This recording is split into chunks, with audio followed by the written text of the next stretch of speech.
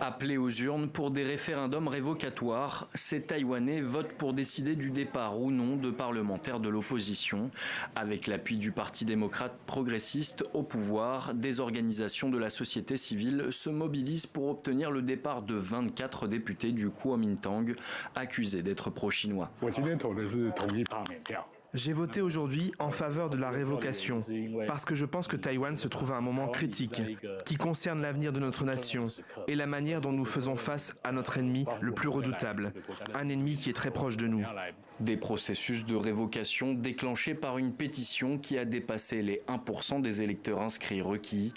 Pour aboutir, le vote d'aujourd'hui doit réunir au moins 25% des inscrits.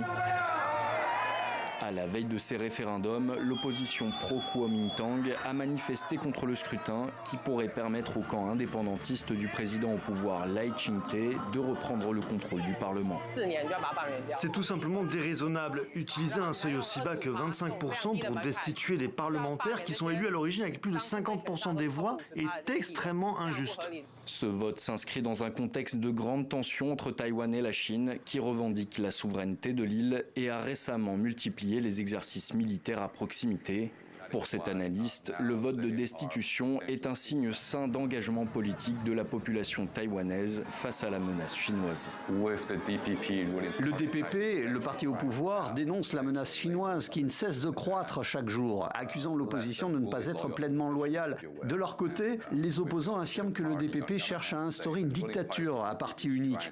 En réponse, la société civile, à la base, se mobilise pour diriger cette campagne de collecte de signatures qui a déclenché cette nouvelle vague de votes de révocation. Un an après l'investiture du président Lai Ching-te, la pression chinoise s'est intensifiée sur Taïwan. Qualifié de dangereux séparatiste par Pékin, le président taïwanais a vu son parti perdre la majorité au Parlement au profit de l'historique Kuomintang qui entretient des relations amicales avec la Chine.